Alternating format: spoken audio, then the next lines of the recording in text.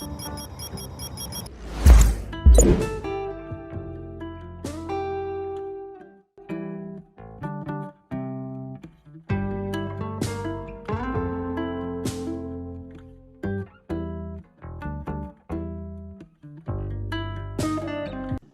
are surfing the net, talking to friends, and downloading a track simultaneously. Is this the everyday scene in your home? They glide from one to the other is seamless. It's hard for us as parents to understand what's going on with our children. They communicate in a completely different way. And hold on, teachers. If you thought the most naughty child in your class has become the most quiet now in your online classes, then there is something fishy. The naughty kid may have turned into a gaming nerd. So put on your antennas, teacher, because 67% of parents are saying in next school's survey that the kids may unknowingly access inappropriate information online and use studying as an excuse to access non-educational content. This is the situation during this pandemic crisis. So it's time to talk about cyber wellness among children and youth. Before we delve deeper in this very relatable and most talked about, equally serious topic of cyber wellness, let me introduce our special guest in Next School's Expert Talk series. Welcome, Divya. Divya Jain is a sport and counseling psychologist with the Department of Mental Health and Behavioral Sciences, Fortis Healthcare. Practicing in the field of mental health since 2010, Divya is the head of psychological services of the Fortis National Mental Health Program. She is also a member of Medical Commission of the Indian Olympic Association. Pleasure to have you, Divya, with us today. Thank you so much. Great to be here.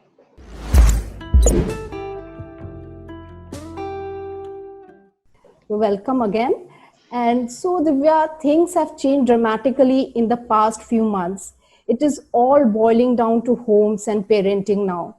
And reducing screen time has become popular talking point among the parents. So, in your opinion, can children and teens become addicted to screens, especially after the things become normal post-pandemic? Was the most asked question by the parents. So I'm taking it first. So I think, before the pandemic and the lockdown happened, we used to do this challenge with people, which was a digital detox challenge, where we asked people, can you spend 4 hours gadget free on a weekend where you're not in school or not at work? And that used to be our biggest challenge that we used to give people, and people used to really struggle, but then they used to enjoy it as well. Now what's happened is that in today's environment, it's difficult to expect people to have that digital detox because everything is happening on screens, right? But what I think now is important is not necessarily just the amount of screen time that's being used, but rather how we are using it. So that same thing, are you using it to connect with a friend? Are you using it to maybe learn language, learning how to play an instrument, helping you get a workout in? Or are you sending memes, emojis, trolling, things like that?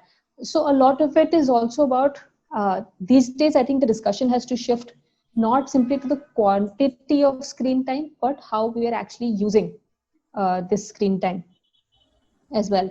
Yes, there will definitely be a shift post the lockdown, post the pandemic as well, because a lot of things in general have moved online. A lot of tasks that could be done offline, people are just finding it easier now to do it on screen. For me personally, I would love to be away from my computer and my phone for the next 6 months after this lockdown is over, because I'm so fed up of looking at my screen. I hope that translates into people as well. Then it will also be about how else we decide to use our time, right? How much do we encourage sports? How much do we encourage extracurricular activities? And that will be something that parents will have to introspect on themselves as well, right? How much are they going to also stick to screen time versus how much will they go out for a walk, they go out and play a sport as well. So yes, it was a transition that happened here. Hopefully, we will be able to transition into a space where more in-person contact and more things that we like to do, extracurriculars, will once again be offline. Yes, so you got there. Quality versus quantity is what they were emphasizing here. So, how you spend your time, what you consume is more important than naturally. There will be some habitual change because it is over a period of time that we have been seeing, online classes going on, online work going on, work from home has also become a common thing. So parents are especially worried, is it possible to break the habit? This breaking of habit of, too much of digital or consuming digital media, spending time on screen, would it be possible after this lockdown? What are the things they should, continue from now onwards so that they can instill good habits later on also?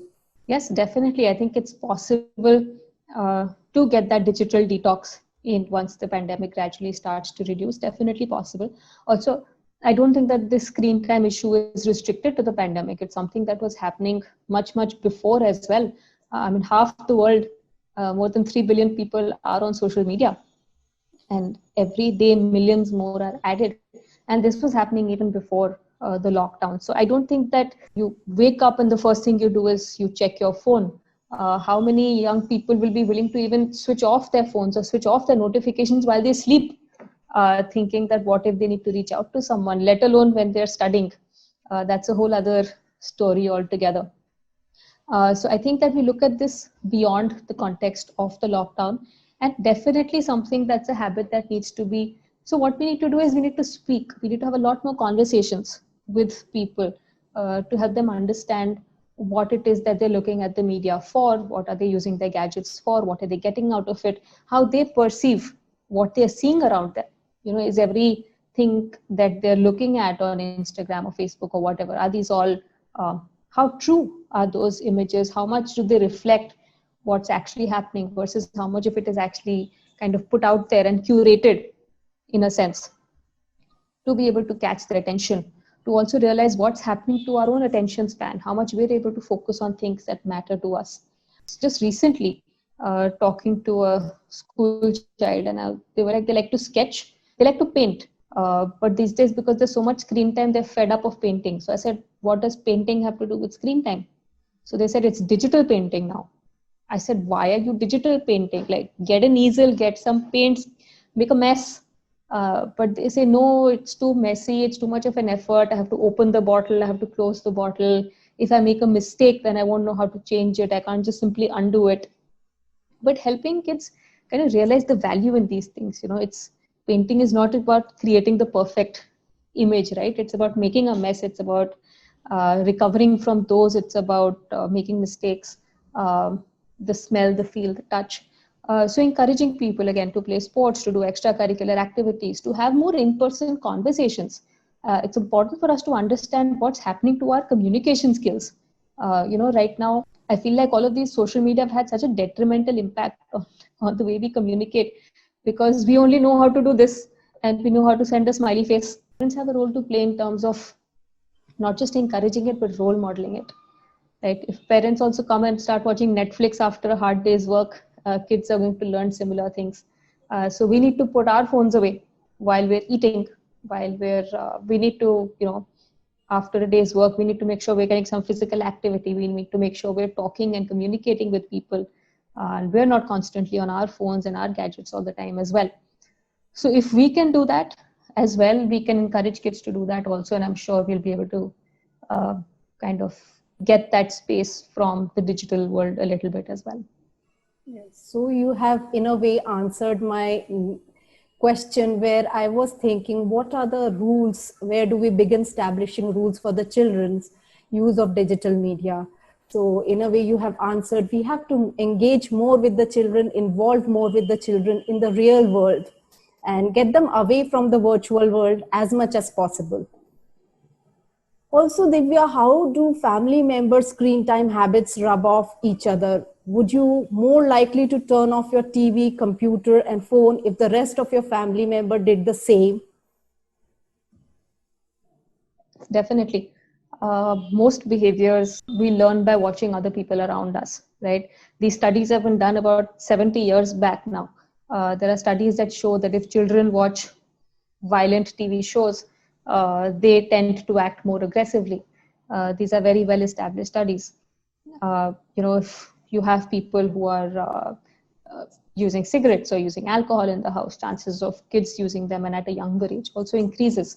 It's the same with all aspects. Kids learn by observing adults around them. So if they see adults around them, deciding to take on the weekend, deciding to go for a picnic or maybe booking a sports facility and playing a sport, they'll want to do that. If they see that relaxing means to sit in front of the TV or playing games on your phone, then they learn that also. So yes, definitely, these habits do rub off on each other.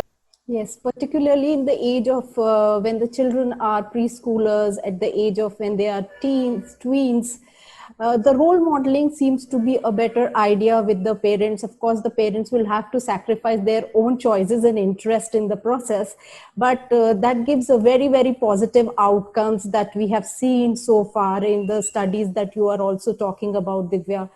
Earlier also, we are talking about the pandemic crisis, but before the pandemic crisis, when we were going out for dining and we saw that the parents are clicking pictures before eating the food.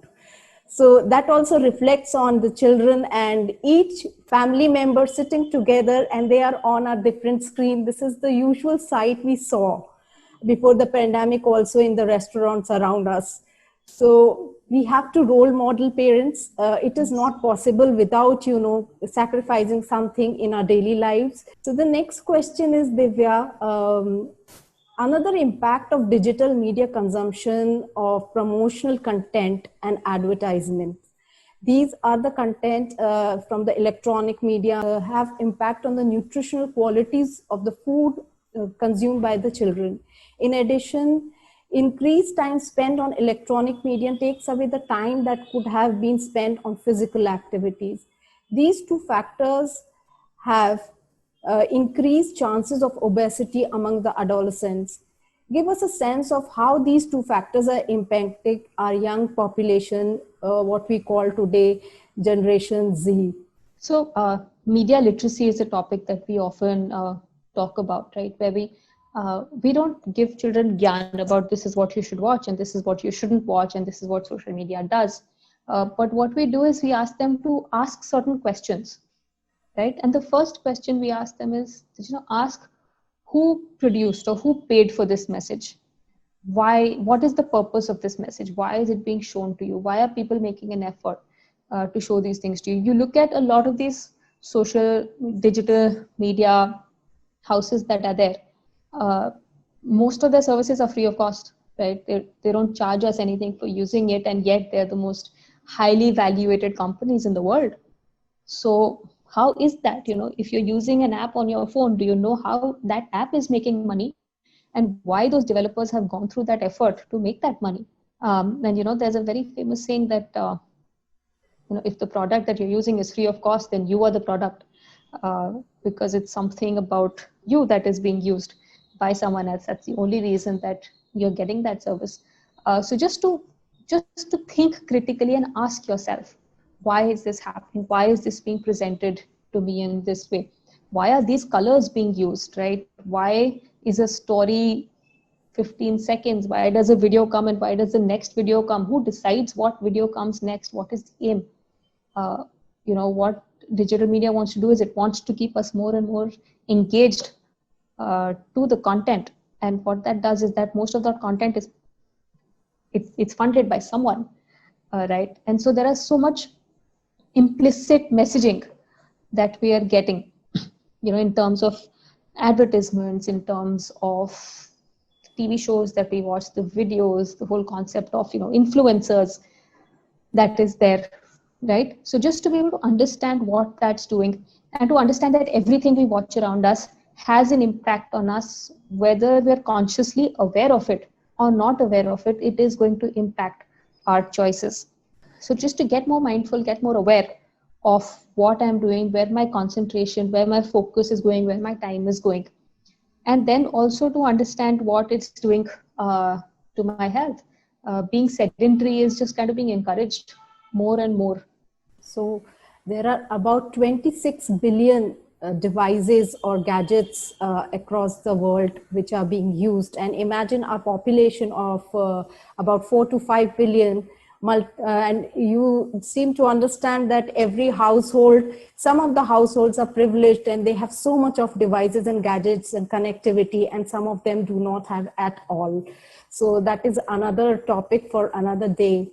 But yes, it would be more awareness, making the right choices. That's what Divya has been emphasizing in her talk about consuming advertisements, and how do you consume the various other content in the media, how it is made specifically targeting the kids with lot of design, colors, and the whole experience they get out of these. So instead of giving lectures, if you would ask 2-3 right questions to the children, they will probably start thinking in that way.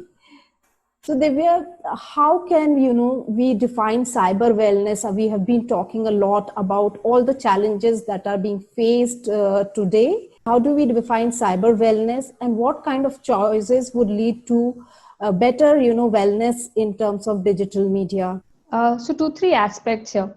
The first, of course, would be media literacy, which is encouraging critical thinking to help students understand more about the media. So like I told you, one question being, who produced or paid for this message?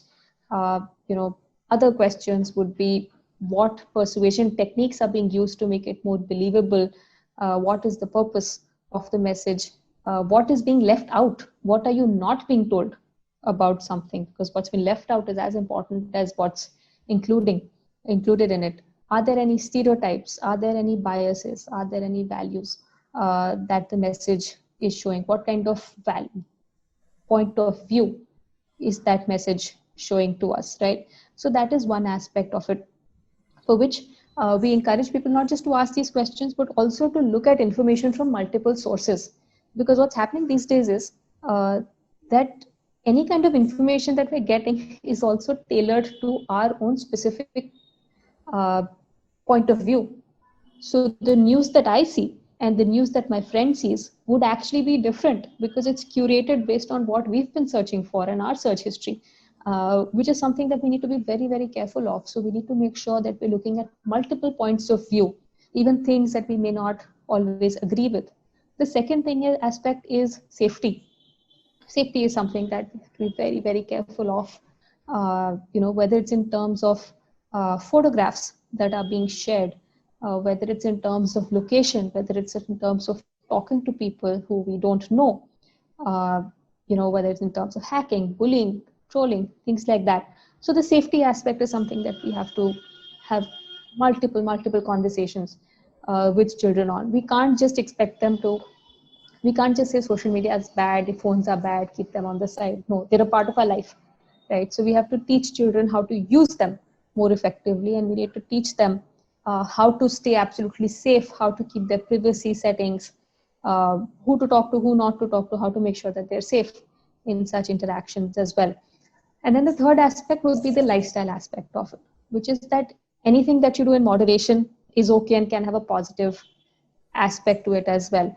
So as long as it's not something you're doing excessively and you're able to balance it out. So you have your studies as well, you have your physical activity, you have time with your friends, real interpersonal conversations with your friends, you have sports as well, you have some hobbies as well. And within that, you can also have some time for any kind of digital media that you want to use. If you're able to create a balance of it, then it's fine. If you tend to get overboard and you spend excessive time in digital media where you're at the exclusion of other things, that is something that causes a problem as well. So media literacy, asking the right questions in terms of our thought processes, cyber safety to make sure that we're safe, and the right lifestyle to make sure that we're able to balance all of these things out. And lastly, I think learn to use social media and digital media for positivity. There's a lot good that can also come off it, right? So if you are using it, use it to create positivity, use it to express yourself about the things that you care about. Use it for creativity. So, it's also about how you use that digital space, not just how much you use it. While we are talking about digital literacy, so do you think that digital literacy, media literacy in particular, the education and awareness can help in cyber wellness? As we are seeing in India, there are a lot of studies which suggest that our digital literacy is poor, but digital media literacy is something, which we have to really, really look upon. So somewhere we need to create that balance with awareness and education. So what are your views, Divya, about it? Absolutely. I think media literacy needs to be an integral aspect of our education, because the media is all around us and we need to understand how to use it effectively. And it's not about having a textbook, and it's not about having an exam on it. It's about having different avenues where children are able to think critically and understand more about it. So, with so much happening in society, so many news stories that we come across, news of different TV shows having different impacts on people, it's a good idea to actually be able to have those conversations in class. So rather than changing the channel, rather than dismissing certain things, if a teacher can even take out 5-10 minutes one day and say, okay, you guys saw this news, you saw this happened, you're watching this television show, what do you think about it, what are your feelings and perceptions about it, and then go with some of these questions again with them. The idea is not to brush whatever you see under the carpet.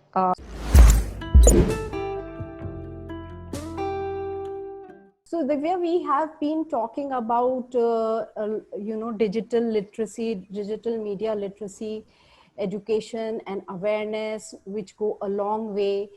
Parents and schools also should show some kind of interest in digital literacy.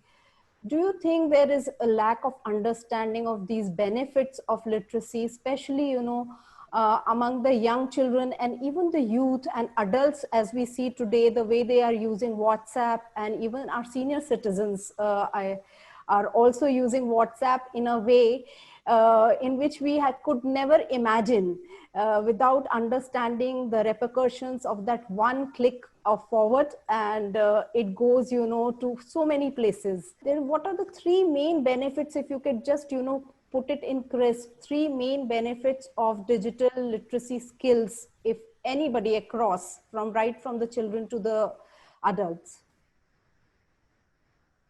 So one would be our own emotional well-being, making sure that our self-esteem, our self-confidence stays intact and doesn't get affected by what we see around us.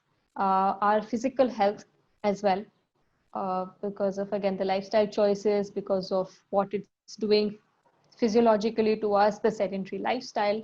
So understanding that as well. And the third would be in terms of our social aspect, which is in terms of understanding how our thoughts are being shaped, how we're interacting with people, our relationships with people we are close to, as well as our understanding of society at large and the events that are happening. So individually, in terms of our own selves, in terms of our health, and on a societal level, in terms of our interpersonal relationships, and as a socially responsible citizen. Yes, great, great, interesting. And we also see that digital literacy or media literacy also reinforces critical thinking and self-esteem. Yes, definitely. So the hallmark of media literacy is critical thinking. Critical thinking means, it doesn't mean having all the answers, but it means being able to ask the right questions. So don't just take in what is given to you. We need to understand that digital media has evolved so quickly in the last few years. It's not something we've been prepared for. It's not something we've been trained for. Every day there's a new feature. I thought I was a tech savvy person, but I find it very hard to keep up with what's happening.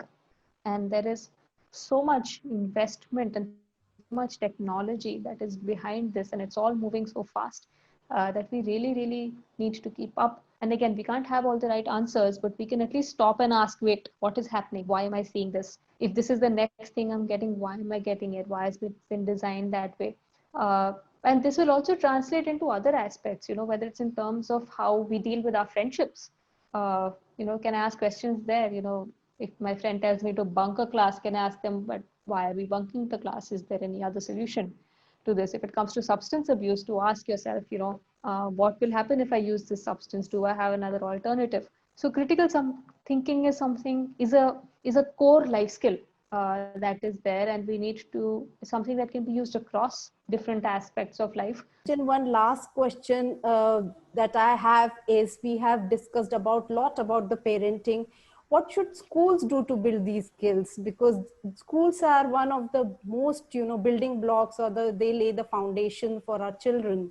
And I believe that if you intervene in their habits early in life, and if it comes from some credible role models such as teachers or the school environment, that really shapes the child in a very, very different way.